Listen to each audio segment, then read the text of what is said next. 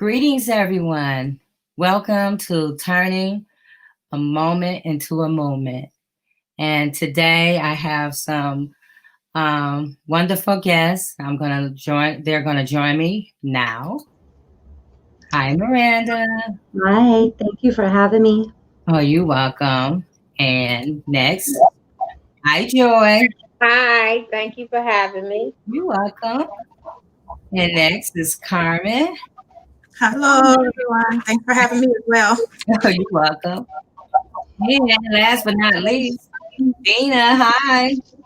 Hello, everyone.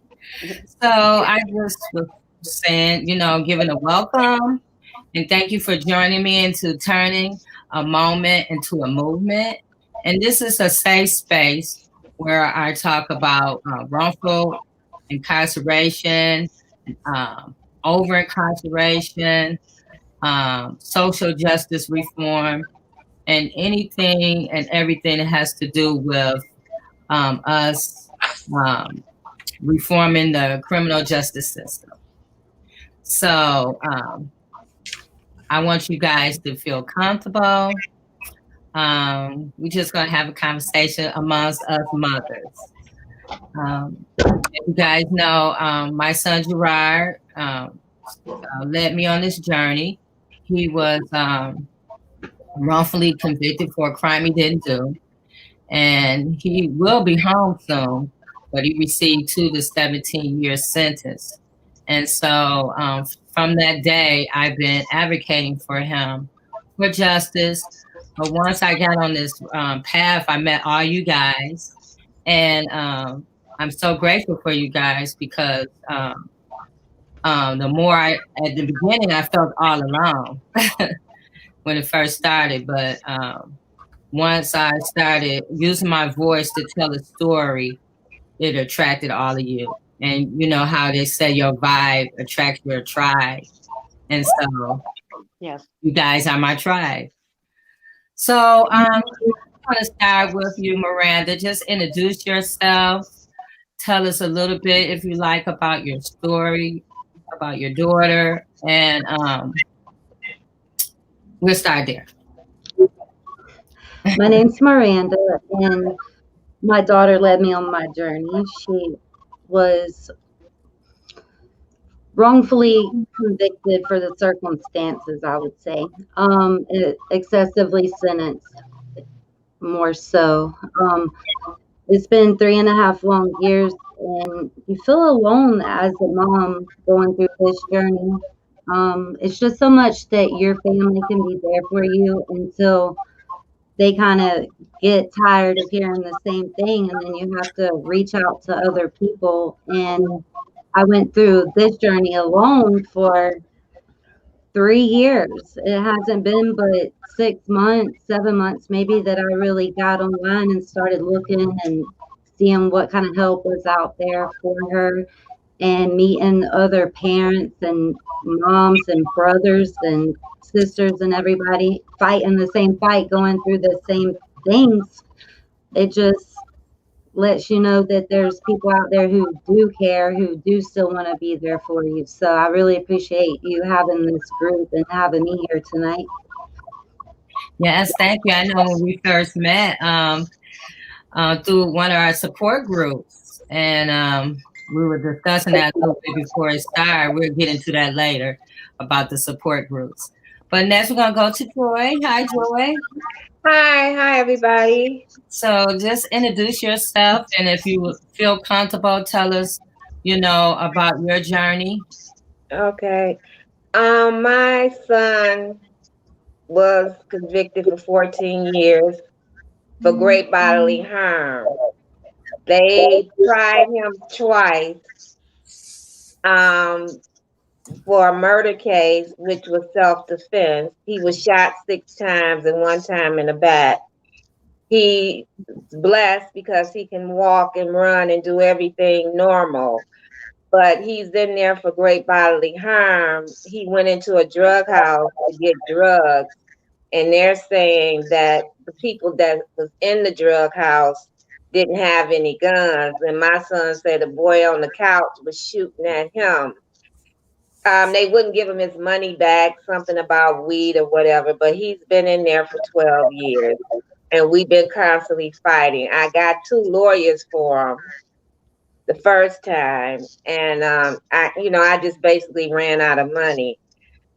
So that's my journey. He has a 12-year-old son that, he's incarcerated, so he sees his son when he can or when I can bring him up.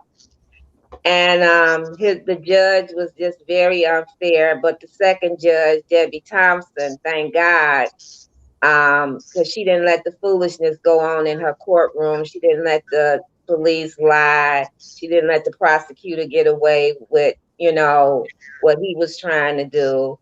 And if Michael Hathaway hadn't said, "Oh, I don't want his case no more," because my son was going back and forth with him, that was a blessing in disguise, because like I say, she conducted her courtroom in a fair and upright manner. So that's what I'm dealing with. He tried to appeal and appeal. This last appeal, they went all the way back to something that was said in 36th District Court when you first go to trial and you go to 36th District Court first. Well, they over sentenced him and they gave him the hearing, but then she went all the way back to, well, your lawyer said something about over sentence, and it has something to do with that. And then that just really killed my spirit right there, because 12 years is a long time for great bodily harm, and he's wrongfully incarcerated, anyway, because of the whole situation. Wow. So thank you, Joy. Next we have Carmen. Her story is a little different from ours, but just introduce yourself, and if you want to tell us a little bit about your journey. Well, my son was incarcerated about 2 years and 11 months ago. It's been definitely a journey that I've had to learn how to, deal with. When he got incarcerated, he had a baby 3 months old. So not only was it difficult for my family, the day he was sentenced, my aunt had passed, and we had her family hour that same night, so he couldn't attend that. And along the way, his grandmother passed last year, and his brother / my nephew passed this year. So he's missed a lot in the family, and he's had to deal with a lot of things while being incarcerated. It's been sometimes a downhill battle, especially dealing with the MDOC and trying to understand the reasoning why he was sentenced the way that he was sentenced. The only thing I can do at this moment is, continue with mom to take care of his child, and up until the pandemic, making sure that I took his baby to see him twice a week, so that he can stay encouraged while he's in there, and he can see friendly face among his family members coming to visit. Right. So this is actually the first time that I've actually talked about my son being incarcerated. I kind of just dealt with it on my own. Unfortunately, now I've been in the criminal justice system, as far as worked in the criminal justice system for 29 years. And since this has happened, it has definitely changed my outlook on the criminal justice system. Not just because my son is incarcerated, but just seeing seeing how our young men and women are handled through the criminal justice system. And I think when the George Floyd incident took place, I was already having a hard time continuing on in the career. And I finally just decided to go back to school to change careers altogether. Mhm. So I'm just trying to get through it. My son is due to be released really soon. So we're all looking forward to reuniting with him and just trying to transition him back into, society to, be a productive, a young adult. Right. Well, yes. Thank you, Carmen. I know this is your first time, and I encourage you to, to join us at any time if you need, just someone to talk to. I'm always here. I found it myself. Telling my story gave me more power because the more I held on to it, the more I felt like I was suffering, just drowning myself, in misery and hurt by not speaking. So, and once I started speaking, it just seemed like I just had more power, more strength to see the system and to really fight for my son and then to help others find their voice and fight as well. Um, wrongful conviction and over incarceration is a big deal in our community. So silence is not an option for us. We have to be able to speak and organize, because when we organize, we win. I really appreciate you, because coming across Facebook and, seeing you post about your son kind of gave me a little bit of strength to, start commenting and, just trying to connect with everything that you were going through and how you were feeling and the frustration with trying to advocate on behalf of your son, and I know a lot of people look at our children as being they're grown, but our children are always going to be our children, and we're going to always be their advocate, for them when they can't advocate, for themselves. So thank you. I appreciate you. Oh, you're welcome. I know, because that umbilical cord, just because they're 30, 20 years old, it still doesn't go away. We still have that attachment to our kids, no matter where they are and how old they are. So, with Gerard, I just felt it more because I couldn't talk to him. I can't see him.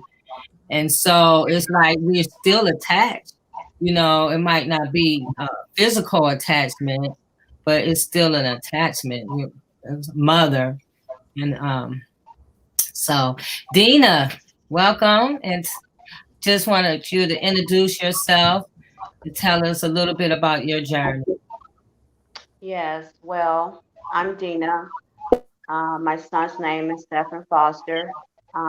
He has been wrongfully incarcerated for over 4 years on a second-degree murder charge, and it has been rough. I agree with some of the things that you ladies stated. Our children are our children, and it's been very difficult for me on this journey, fighting for his innocence. When everything first happened for me, I'm sorry, I can't remember the mother's name that just spoke, but you stated how you just, started speaking out. I was the same way at first. The pain was so deep and it was so hard for me to speak. But I knew that I needed to share, our system is terrible, and I was dealing with a lot of pain on the inside and not, being vocal with it. So like you say, Jay, it does help us to heal when we tell our stories. It does. Yeah. So also today we have Rev Ed Pinkney who joined us and Rev Tia Taylor. Hello, you guys. Hello, hello, hello. How you Hello. doing? Oh, I'm great. Absolutely. After listening to these stories, I think it's crucial that people understand how important it is.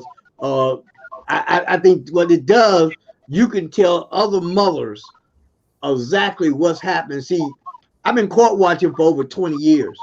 And what I normally would do, I would go to the courthouse every day and just to try to help someone get through this thing, because I know the average black person or the average black family have no idea what's happening inside the courtroom. You see, Yeah. I don't care how much education you might have, you have no idea what's going on, because most of the time people don't understand. And one of the things that I discovered by court watching is that most of the time they force people to plead guilty to something that maybe that they did not do. And they always use this term, you can get up to life. You see, a lot of times people don't understand what that means. When they say you can get up to life, that don't mean you get life. You might only get 16 months. You might get 9 months. But they say, but you use the term, you can get up to life. And one of the things that I always did, always looked at the police report, see what the police is saying. Because to me, it's important because they believe police officers, even when they lie. You see, you could be sitting in that courtroom. Matter of fact, I'm gonna give you this one for instance. I was court watching, and I was sitting outside the courtroom talking to this young lady, and the cops started manhandling this woman. They accused this woman of striking them. And here's the thing: they got cameras in the hallway that they knew that this lady did not strike this officer, but they charged her with assaulting a police officer. So I had to come forward and tell them that is not accurate, and you got the camera to prove it. You see, but all this time they were willing to send this woman to prison for attacking a police officer when it never happened. Because a lot of times people are too intimidated to speak up. You see, and to me, you have to know. You see, somebody in the family have to understand what the system is all about, and we need to start educating people. One of the things I used to do every Saturday, I have a meeting, and all we talk about is the system and how to deal with the system. And the ones that might be incarcerated, set up a phone bank and a writing so they can talk to everybody. So this to me was very, very important. But I have a history of beating them down because I know what the law can do and what it can't do.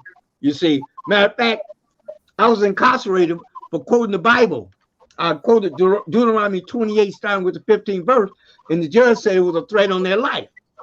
And they sent me to prison for 3 years.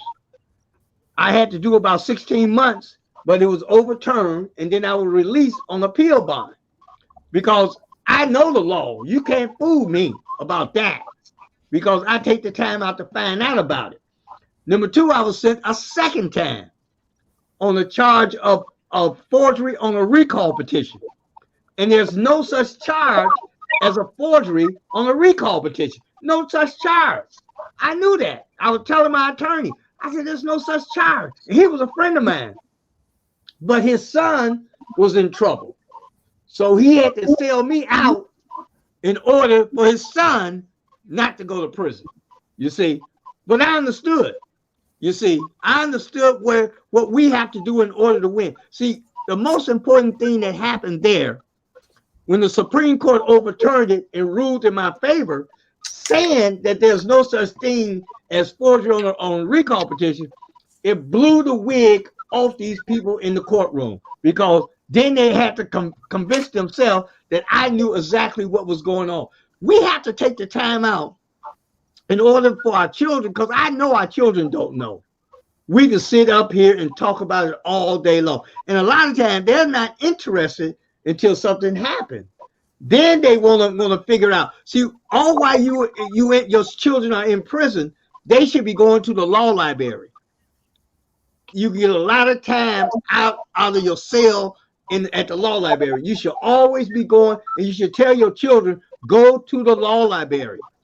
And you'd be surprised what you can come up with. All you have to do is educate. Reverend, I'm sorry. Unfortunately, even when they do that and they write up information that's accurate, it's disregarded. Well, okay, that's true also. But here's what I learned. I always surround myself with attorneys, and most of the time, you can find people, especially in Detroit. There's a lot. All my attorneys is from Detroit, and they will, most of the time they will reach out to you, you see, to help you.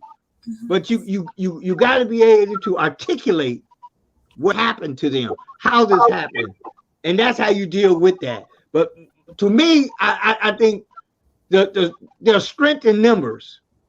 Women, get together, get your family together, get your brothers and sisters, get his brothers and sisters, and automatically you become a force. Because the more you talk about it, the more he have a chance of being released. The more you talk about it, because they don't want you talking about it. Matter of fact, when I was in prison, I used to have radio interviews almost every single day, and this blew their mind. Because why would someone want to talk to someone? They try to demonize you. See, when they demonize you, nobody's supposed to want to talk to you. That's how they think. I don't care nothing about that. My thing is that the message get out more than so it don't happen to nobody else, you see. Because it's not about Reverend Pinkney. It's all about the future of our children. That's who we have to stand up for. So once we learn how to do that, we can be on top of everything we need to do. The point is, we got to talk about it. You got to tell the story, how this happened, to make sure it don't ever happen again. Because believe me, they have a plan.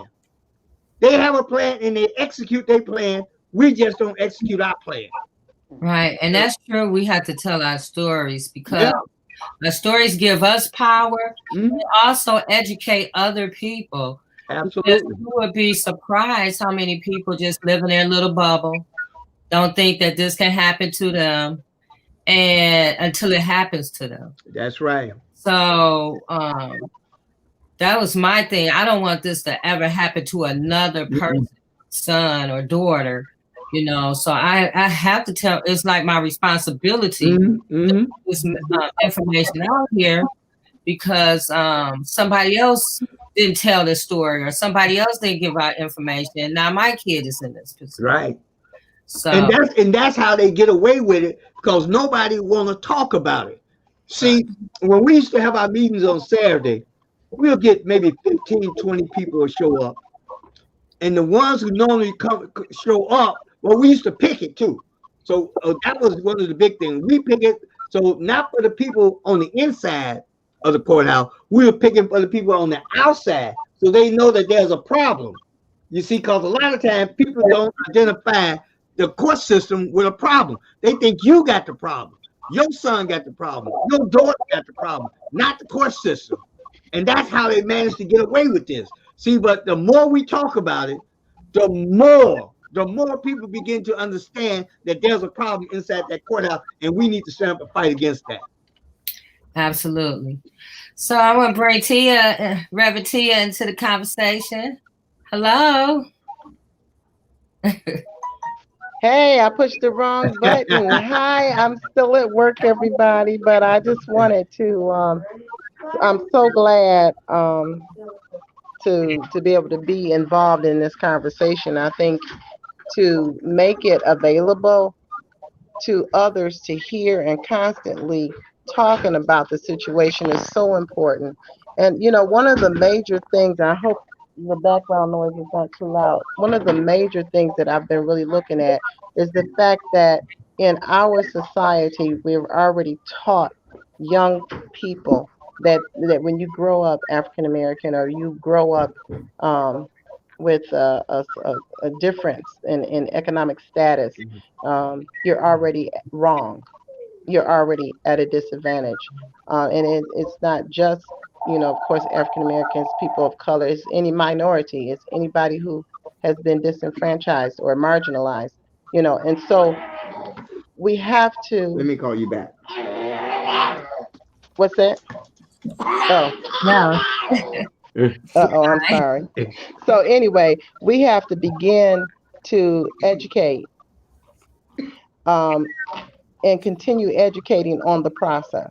Right. And that's why having the conversation is so important, because people will get inside places and get inside the courtroom, not understand the process, not understand what is actually happening, and make decisions that will destroy their entire life.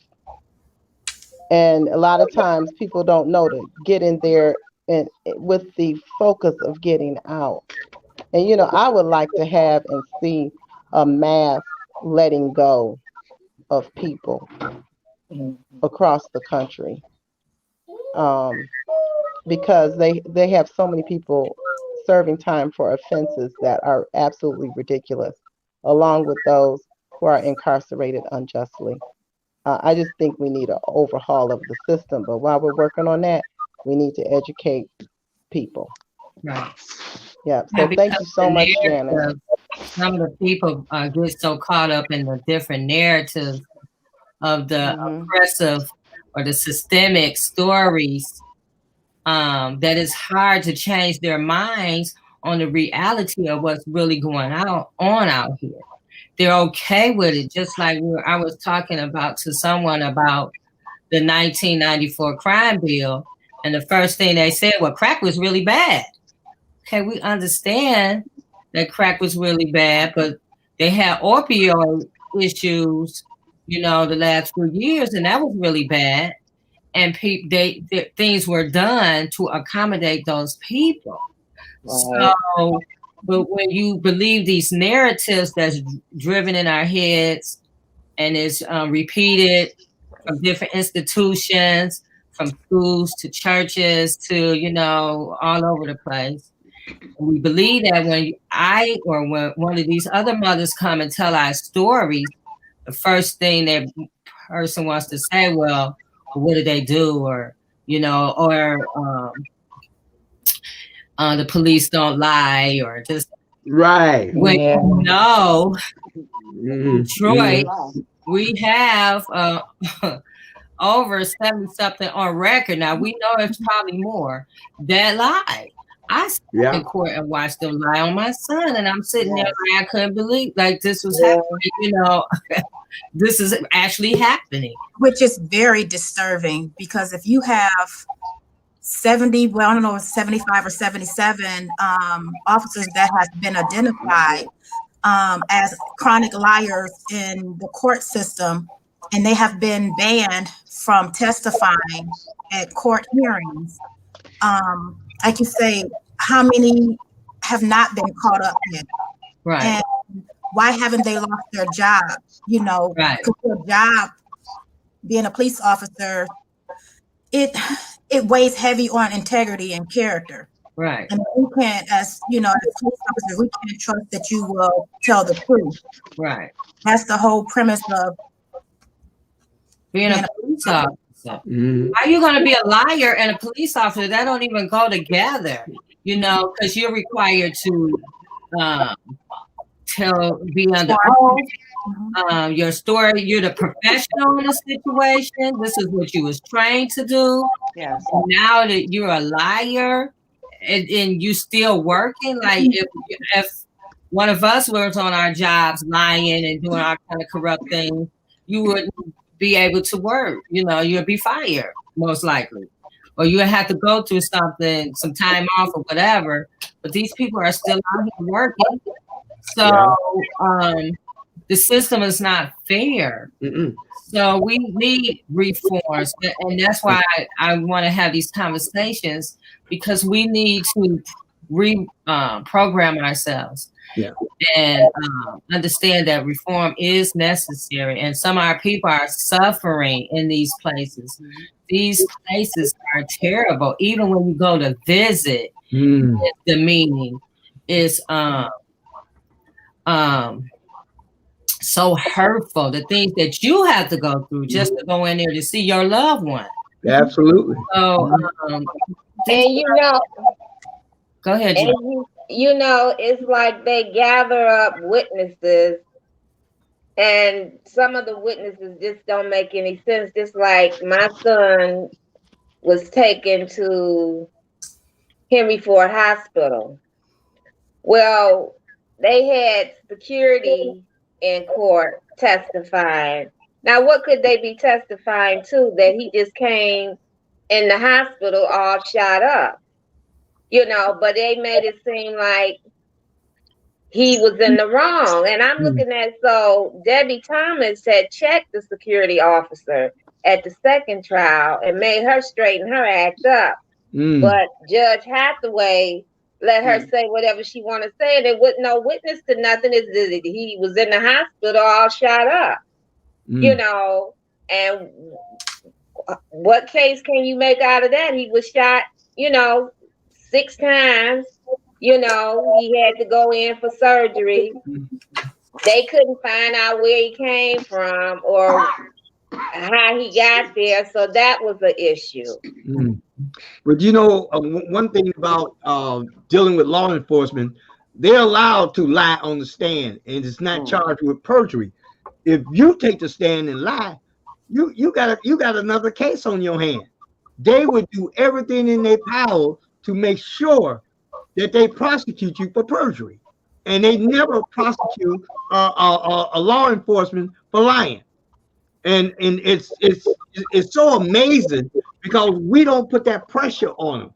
If the people just stood up and stood together, they could break this bond. But we don't do that. A lot of times, if it doesn't concern us, we don't get involved. I remember when we was out in front of the courthouse in Barron County, this lady, she came up to me, her son had just got his master's degree, and his other son was getting ready to graduate. And she said, well, there's no reason for me to be out there picking my children. This will never happen to my child. Both of her children went to prison. Not one, but both. And then she came back and apologized about how sorry she was. I said, well, we can't wait. We need to be out here now and educating the community about what's going on. We got to tell them about police officers lie. Police officers are untrue. They would do anything to send your son to prison. But if we don't stand up and fight them, this is what happens. And this is what they're used to doing. But as a group, it's a whole new ball game. I'm telling you this because I'm a perfect example. When people came together, people came from all over this country to be at my trial and hearing. It's changed everything because one of the things I always was on the radio. I'm always on emailing people. I'm telling everybody the story, and you got to tell the story. If you don't tell the story, it's going to be concealed within you and your family. They're counting on you not to tell the story. Yeah. They're counting on you to be silent. Yeah. That means you're okay with it. Absolutely. Out of the silence, it means they right. It means that they justified in what they do in court. It needs to be somebody in the court watching them, a camera watching the judge for his actions, it needs to be some type of protection or something because, I had Dr. Terry Hilton over my house. She was working with my son that's visually impaired, and her husband was a criminal lawyer. He's deceased. And, we were talking about, she was like, Michael Hathaway, half a day, Michael Hathaway, like he never was in court half the time, and she knew about the judges, and we were talking about how unfair and how unjust, and she was like, the only thing I could do is support my son, take his son up there to see him, and when he get out, hope, wanting him to get a job, and be productive, because that's another thing. They don't want to give him no job. They don't want to give him no apartments, so what are they supposed to do? Right. All right, Tamara, you was going to say something? Oh, I was going to say, I think for a lot of parents, I know for myself, I'm very vocal But in this situation, you get silent because your child still has to be there. And it gets around fairly quick. And you don't want your child to have to deal with undue situation inside based off of you holding, whether it's the police officers, the judges, the COs, feet to the fire, because they do. They treat your young adult differently, and they make it hard for them on the inside. So, as much as you want to scream and holler, and I thank God for the ones that do, you just have a fear that it's going to make your child's time even harder while they're there. And that's a reality. That's a true reality. I thought about that a lot when I started speaking out, and I talked to Gerard a lot about it. Like, do you want me, I want to speak out. I want to talk about this because he wanted me to, because he felt that he was, it was unjust. He was wrong. And I would check in with him to make sure, I had to pace myself because he's already sick, and so I didn't want unnecessary stress on him. But Carmen, that is a true reality. And that's another reason why we need reforms, because the system, you damn if you do and you dang if you know, Yeah. But Miranda, I was. Pardon me? I was, Did you say my name? yeah. My internet's like breaking up a little bit. So my daughter and I were at home, and a heated discussion turned into some people coming to our home and attacking us and me at my front door. I really can't talk a lot about it, except she won her appeal. She was convicted by a non-unanimous jury in Louisiana. And so about speaking out, like for the longest time, her attorney told me, you got to be quiet because this is going to play its way, and this is going to work itself out. You got to trust the system. So you don't say nothing and you trust the system.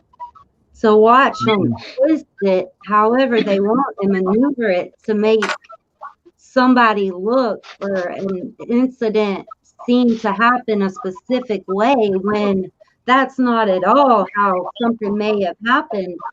And they're not taking into account like what happened, what caused this to happen. They're just they just took my kid, let me be more specific, and taken into consideration, and you give them 23 years for being attacked at their own home. And so it's hard to speak out when you're a co-defendant, basically. So they don't get your daughter, so then they bring a charge on you so that you can't testify on her behalf, so that you can't fight for her, so that you can't open your mouth for her.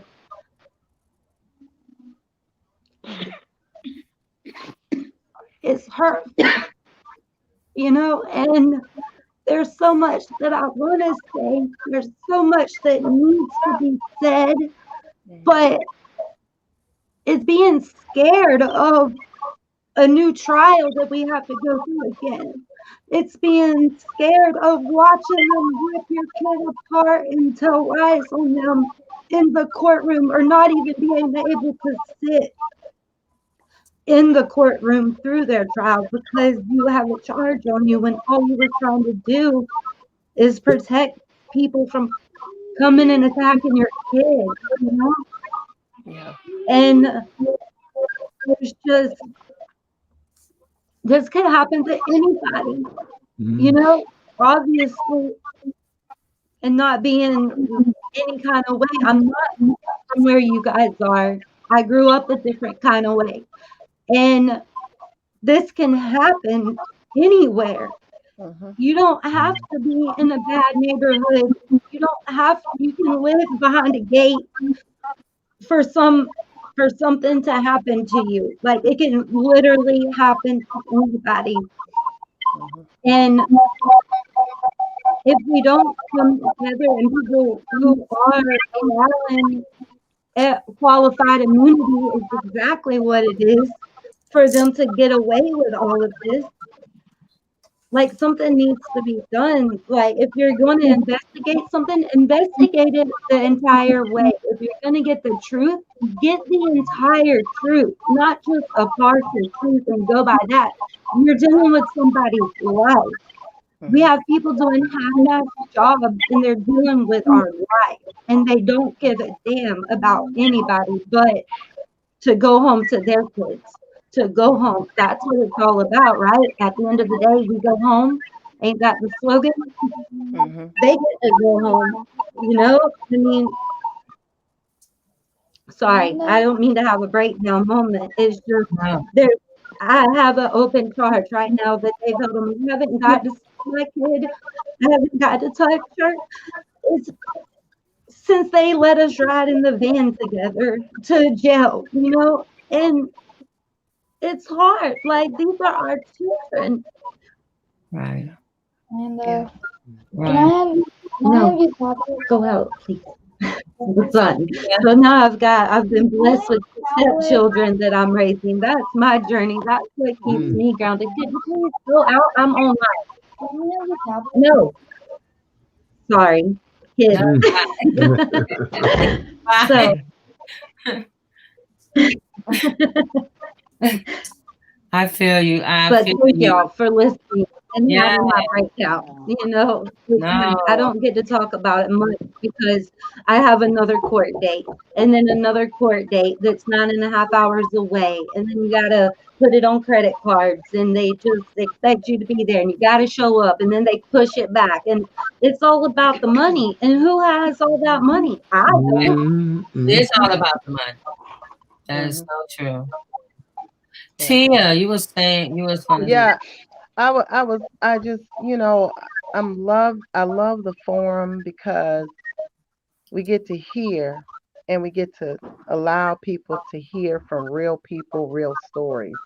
And I think what is so hurting is that we don't acknowledge the fact that the system is broken. For people to keep saying, trust the system, trust the system. Well, the system is not working. And going to the courtrooms, I mean, to me, that's huge when you can sit in the courtrooms and see what is actually happening. And basically, we really need to be able to have accountability just like that, where the stories are written. We wait for the news to come on to the television and through media, and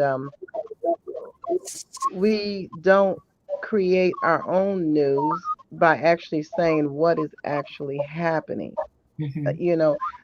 Where are those people who would go to the courtrooms and study and see what prosecutors are doing and keep a log? This is what happened today. This is what happened with this person. And I'm so positive that if we did that, and this is going to take efforts that aren't going to be paid for, which is, but at some point we need to begin to take an account. And really talk about, for us to be able to, on a large scale, prove that this is not working for us. This is not working for people, and it's got to be more than, because a lot of times those prosecuting attorneys, they just want to be right. They just want to win, and at whose expense? What you're saying is so true. That's why, I started court watching over 20 years ago. And what we did, we had actually neutralized this court system down here. And once they sent me to prison, the people didn't decide, that they didn't want to go. But that is something that you ladies could put together, especially up in Detroit, and just start court and documenting. That's how we got the chip system changed down here with the court-appointed attorneys. They had never won a case down here, so we got rid of them just by the documentation that we had, and we brought the ACLU in, and they helped us and put it together and made it happen. And also, what we did with the juvenile lifers, they was down here. We also pursued that issue. Good. Even Atlee Stevens, the guy who actually argued the case in the Supreme Court, and I was there with him when he argued the case. But we fought for juvenile lifers. What we're doing now, we're getting people out of prison that have life without the possibility of parole. We're getting them out of prison, and we're filing commutations to help get them out. And so far, we've been successful. We have got our 21st person is going to be probably be released sometime in December. We put in 23 commutations, and we got 18 people released. They had done a total of 650 years. But it takes work. It's not easy. Right. So you have to put the time in to make it happen. And what we did, we made sure that what we're doing is the right thing. And when you're doing the right thing, things will happen. And it's just that simple. Right. And when you're doing the right thing, you can't deny it. Nobody can deny you. That's right. And then the prosecutor that prosecuted my son, now he's a judge. That's normally the case. Yeah, I'm like, really? A lot Yeah, of Larry times they Talent. to build their careers. Yeah. They send all these people to prison. It's not about, the case. It's about building your career. That's it. Put these, they don't care whether you're guilty or innocent. They care about that. All they care about is convicting you. That's what they want to do. And that's what they do. And normally you can get a jury. Jury believe what the prosecutor's saying, whether it's true or false. It don't make a difference to them. All they want to do is send you to prison. They want to send your son, your daughter, everybody they can get their hands on to prison. Yeah. But the problem is, it's more of us than them. We have to realize that we have to build. This is a building block here. Yeah. We got people right here. All of us got family. All of us have friends. We have to incorporate them into what we're doing. They don't have to come every Saturday. They don't have to come every 2 weeks. They can come whenever they feel like it, as long as they come and support. Because if it happened to me, it can happen to you. Yeah. That's the word we be getting other people who say, well, this will never happen to my son. This will never happen to my daughter. It will happen. You see, it will happen. But let's have ourselves prepared before it happens. Right. I was one of those people. That's why we elect the right prosecutor in our counties to make sure that our prosecutors are not allowing our children or other people's children to be prosecuted by stacking the deck. And a lot of times they know what they're doing. If your child do one thing, by the time they get to the prosecutor, they have stacked it with 2 or 3 or 4 additional things, so that if you don't get charged with what the initial crime is, then they have something to fall back on, because they know the judge is going to, alleviate or get rid of certain charges. So it's almost like, okay, we charge them with 2, 3, 4 things. One of them has to stick. Stacking the deck. That's what you call it. Stacking the charge up so you can plead guilty to something. This is the whole thing. They don't care whether you did it or not. And here's another thing. They resisting arrest. If they tell you to put your arms behind your back, they say you're a little slow, they call that resisting arrest. Yes. That's another charge for you.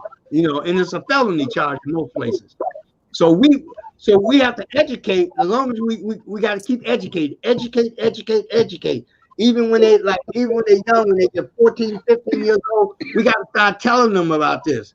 Because, and also one of the things that I started, like young people, they was in the 8th grade. I wanted them to come to the courthouse and see how it operates. And to me, you got to see how it operates so you can understand it.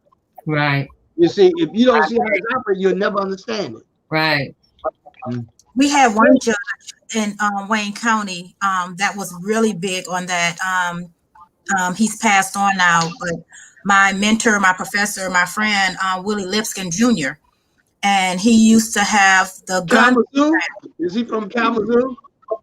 I'm not sure where he's from, but he was a judge here in Michigan, in 36th District. Oh, in Detroit. Okay. Detroit. And he would have a gun program, and it was centered around educating our young people so that they don't find themselves in prison. And it was middle school students all the way up. And one of the things that he emphasized quite regularly with our young people is learn how to be quiet when you get pulled over or you get questioned by the police. You know, a lot of times they act like they're your friend. And I did at, you know, a period of time. You act like, you know, they're your friends, you know, so they can get information from you. And that information is used against you. And, you know, and they don't realize that when they say that everything you say or do will be used against you in a court of law, they mean it. They mean everything. So sometimes, you know, not sometimes, we have to always teach our children not to get diarrhea at the mouth. You know, you're only required to give your name and, you know, address, and everything after that is, I want to talk to a lawyer. Right. Because the more you talk to them, the more information you get out of you. You know, and we may think it's the smallest thing that we, you know, say to the police, and that can be the smallest thing that gets you convicted. Yes. So we have to be very careful on teaching our young people, you know, their rights, because they have rights. You know, a lot of times they're violated, but they have rights, you know. And here's another thing. We got to teach our children, you're not going to talk your way out of this. Right. You see, sometimes people think that they can say certain things going to get them out. Then you're not going to talk your way out of it. So why talk to them at all? If you're going to take me to jail, take me to jail. Then we can deal with it. But don't incriminate yourself by saying stuff, because like you said, they're going to use that against you. Right. But I asked my daughter, I said, baby, why didn't you ask for an attorney? She said, because I was just telling the truth. Yeah. That get you in prison. Right. But that's what we teach our children. Just tell the truth, you know, and the truth will prevail. But it's not. There's a time to tell the truth, though. You can't, you know, you got to be more selective with your time telling the truth. Because I tell you, you go in there and they'll use everything you say against you, and you'll find yourself doing 20, 30 years for no reason. Right. The truth for a systemic, oppressive institution is not the truth when it comes for you. You know, you thinking, hey, this is just all that happened. You're giving them more information to make up a story to serve their benefit and not yours. So, because they want to be right. Yeah. And again, it's about the career. I want to move up. You know, I want to do, you know, so these people, this is their job, and we have to remember that. However, we're the boss, and we also have to take our power back. That's right. Because our tax money, the money that we spend on these taxes, pays their, you know, salary. So we are the boss, and we can act like we the boss. But there are certain things that we also need to make sure that we are on the front line with. And I think that number one of them is the privatization of the prison system. You know, they have a quota that they have to fill, and that's, you know, by any means necessary. Right. You know, and if it's not filled, the state has to pay money back to the institution.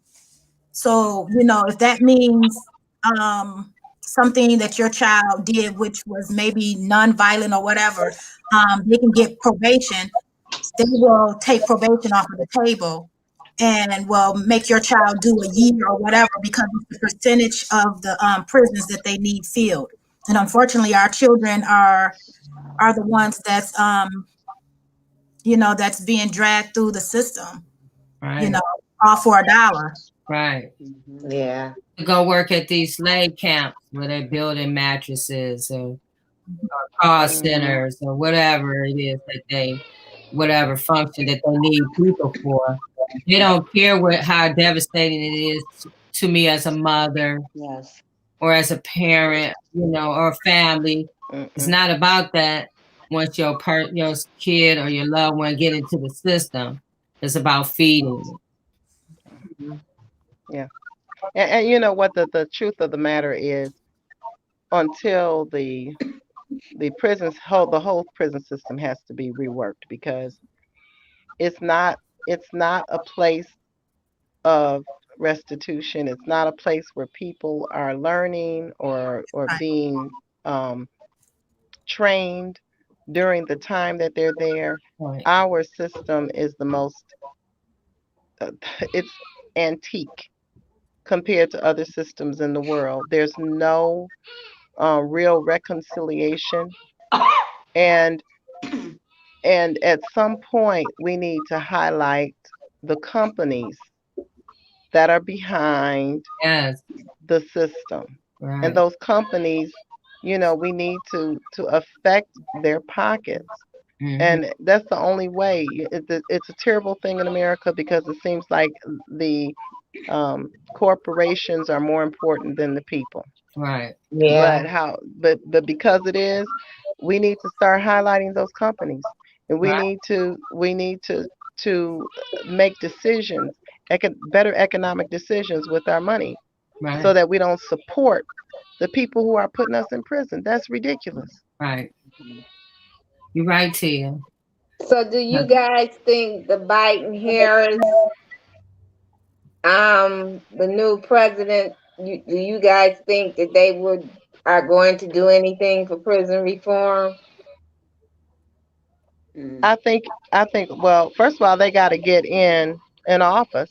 Right. I think we're underestimating what's actually happening right now. Right. And in the different loopholes that exist in our own system. Right. But yeah, I think when they get into office, it's not about them, it's about us. Right. Holding them accountable. There you go. That's right. We just elected prosecutor Karen McDonald for Oakland County, and she has quite a layout of prison reform that she wants to do in Oakland County. She's a Democrat. Some wonderful things, when you talk about you talk about drug court, you talk about counseling, different things that will put someone on a path of rehabilitation versus prison system. But the only thing with that is once they get elected, as someone just said, we have to make sure that what they put out there for us is implemented. Right. We have to, as a community, we have to be on the backs of these prosecutors, these judges, because unfortunately they have leeway in how, although we have a sentencing guideline, they still have leeway in the sentencing that takes place. And we have to know which judges that appear to be against, our children, that appear to vote against rehabilitation, in any form, rather just lock them up instead of rehabilitating them. We have to look at the different judges that have a high rate of sending our children back to prison, where the recidivism rate is through the roof. Right. So have to take note, like Reverend Ted said, we have to take note. We have to go sit in these courtrooms, and we have to keep account on, you know, who's being sent to prison, the demographics of their age, their race, you know. We just have to make sure that they know that they're being watched at every step.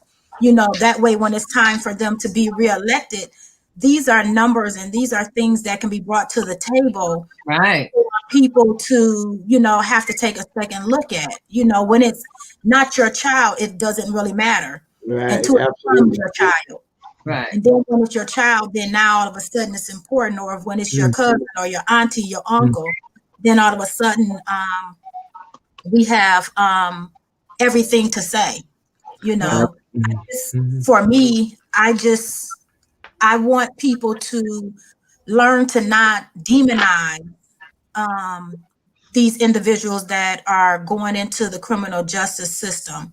You know, I want them to be open-minded to actually hear all sides of the situation and not pass judgment.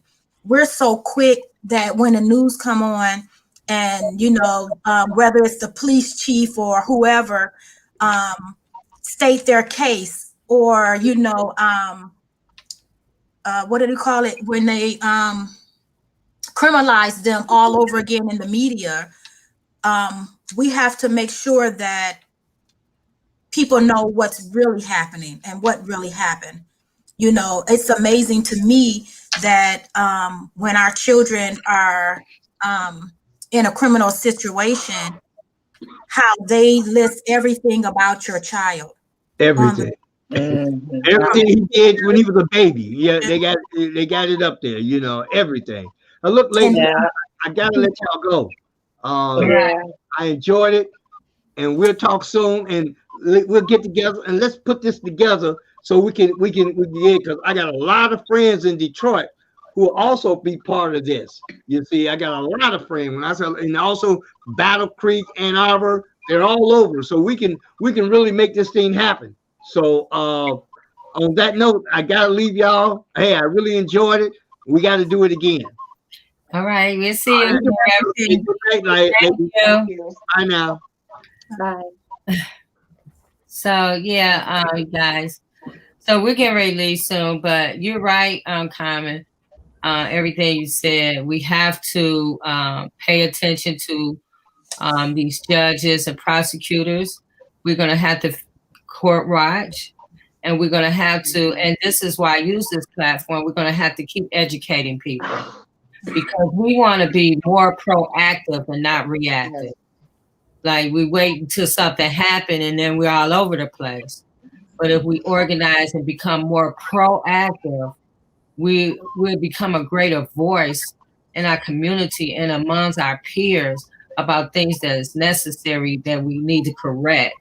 Because these systems have been in place for so long, people feel like, you know, well, that's just the way it is and nothing can be done, but something can be done.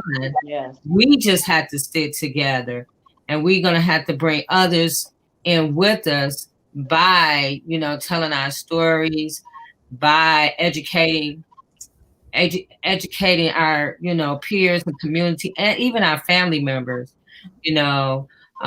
Even what you said, Carmen, about how people just jump on the narrative because they see the police chief or they see whoever speaking as a professional.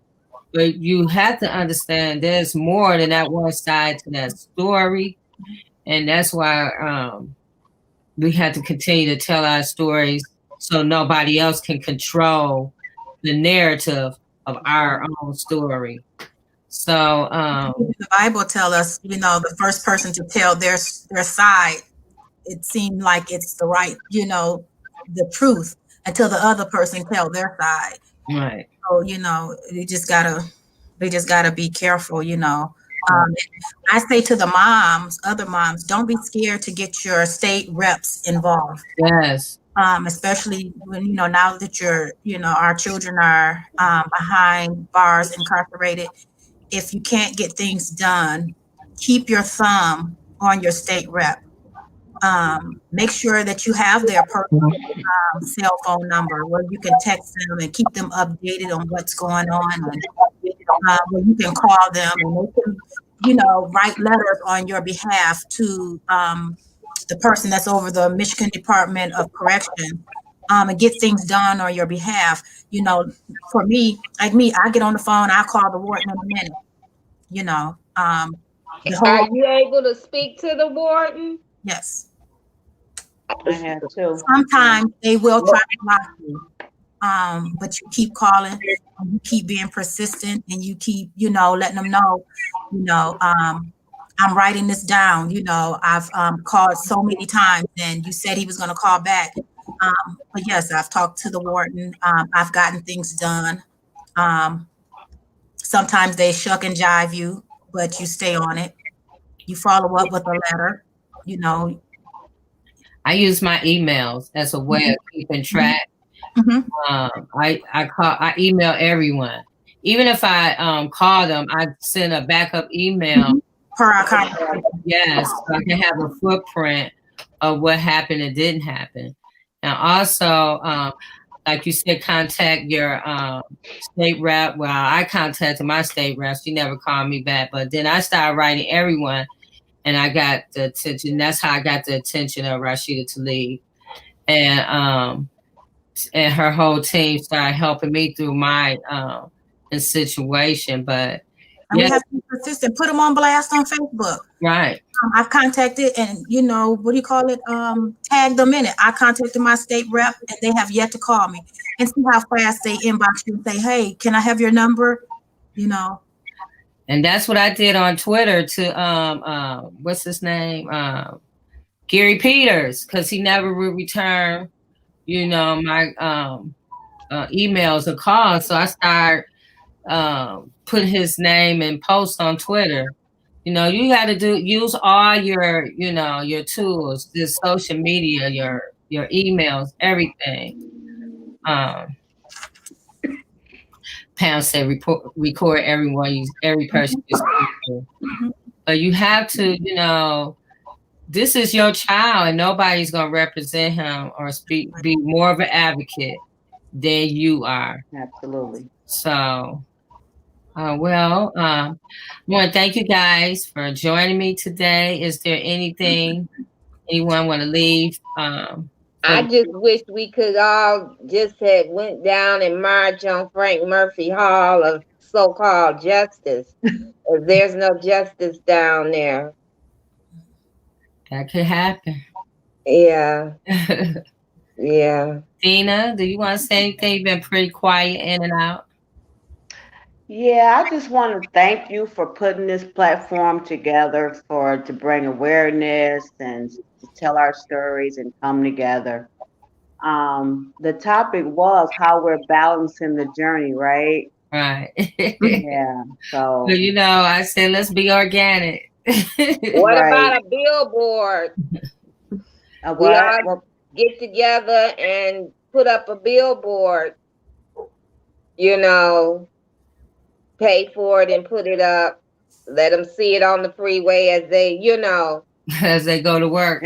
Yeah, something like that. Justice for our sons and daughters over incarcerated, wrongfully incarcerated. Right. Someone please do something for us. Right. Something to that effect. Immediately. You know? Right. Yes. Yeah. Miranda, is you still there? I'm still here. I was just thinking, I'm in Jacksonville, Florida. My daughter is located in Louisiana. That's where she's at right now. But my aunt here in Jacksonville has access or say so over the big billboards, the neon ones that change now. And they're not taking new applications until after the beginning of next year, 2022. So maybe I could speak with her, because I have spoke with her before, and she told me if I about putting together a billboard for mass incarceration and prison reform. She told me to get something together to present to her. I just don't know like what to do with that. So maybe we could get together and try to come up with something, and I could talk to her about that. Right. Tia, do you have anything? Yeah, you know what? I really want to thank everybody. I want to thank all of the platform, and I'm with you guys on coming together, putting up the billboard, and what I really want to do is make sure whatever we do that we are engaging the conversation. We're Right. engaging for more people to come forward. We're engaging, so that we can campaign and do different things that we're focusing on Right. for a period of time so that we can actually make some movements Yes. and make some change. So Right. I really believe that change is possible. And I believe that this is the platform that we can begin to do Absolutely. it from. Yes, So thank thank you you. so much. All righty. I I have a had a, question. what'd you say, Carmen? I have a quick question for the Okay. mother. Are you everyone able to speak with their loved one regularly so they can hear their voice and how they're doing? Yeah. Yes. Yes. Yes. Daily. Absolutely. I try to do as many video visits as I can possibly do. Because that's really important That's for you, important. and it's important for them. The video is not available everywhere, but Right. where it is available, it's important to, now that you have COVID and no one is allowed in to visit, it's important that, we talk to our loved ones as much as possible to make sure that they're okay. With COVID running wild in the prison, we Right. got to be up on making sure that they are staying healthy and, asking questions, making sure, hey, are they giving you masks? Are they giving you gloves to clean up with? How are they separating the people with COVID from the people who have tested negative? Right. And then that stuff, you take and you report it, whether it's to the news, you report it to your state rep, Right. so that they would know what's actually happening, because MDOC has an issue with not giving factual information. Absolutely. A lot of that stuff have to come from our loved ones, and when, like with the $1,200, it was because a lot of our loved ones got together Right. and talked to an attorney. An attorney sued the state on behalf of the prisoners, and they started taking away their emails and cutting their phone time because they were giving out information that they didn't want out. Right. So it's important that we ask questions and we record what they're saying to us, and write it down. So just, I just want all you guys to be encouraged, and I'll be praying for each and every one of you. Thank you. Yes. Thank you. Well, thank I have you. a- Hopefully this works out. I have video I want to play. Hi Right everyone, quick. it's Congresswoman Rashida Tlaib. I want to take a moment and thank Mother Janice and so many others that have been sharing their incredible stories of wrongful conviction and the emotional toll it has had on their families. I want to also take a moment in understanding that right now our systems are broken, that systemic racism is not only in our corrections and judicial system, but it's also impacting the economic divide and the broken systems of healthcare, education, and so much more. So I want to take a moment and thank all of you for your incredibly important work. And thank you for being vulnerable. Thank you for sharing and fighting back against wrongful convictions. We need your voice, and we need to make sure that we put a human face again to these broken systems and truly end mass incarceration and truly end systemic racism in our country. So thank you, Mother Janice, for leading the way. And thank you all, to the mothers and to the uncles and sons and daughters and sisters that I've heard from. Thank you again for inspiring me to work even harder. Hi, everyone. It's Congresswoman Rashida. That was nice. Yeah. Yes. Beautiful. Yeah. So, Pam, this is our last comment. She says, stay in touch with friends and neighbors that you know that are alone. Also, our family is having a Zoom call on Thanksgiving to check on and with each other. Yeah, that's important too. I know I talk to Gerard just about every single day, and I asked him because he did get COVID, and so I sent him vitamins. I make sure he has vitamin C and some vitamin D's, and I talked to him about drinking water and keep moving, exercise. And then and because he has the Crohn's disease, that he has to take an infusion every month to maintain his health. I also, try to make him talk about positive things also to help keep his immune system, up. Because when he stresses, that destroys his immune system. But So, they could have let him out. right. Just So, for those two things right there. So we talk about Michigan Department of Corrections, but anyway, I want to thank you guys for joining me, and we're in this together. Whatever you feel like you need to talk, and we can reach out to each other. And this platform is always here for you guys. We can always get together and do something else. Next time we're gonna get together and talk about how we balance the life. But I appreciate you guys. Thank you so much. Thank you. Thank you. All right. Thank you, Jay. So just hit the leave button. Yes, ma'am. Okay. And for everyone else, I'll see you next week. Okay. Friday, 6 p.m., turning this moment into a movement. Have a great All week. right. God bless. Bye. God bless. Thank you, Miss J. You're welcome. Thank Take care, you. ladies. You're All welcome. right. Bye-bye. Bye.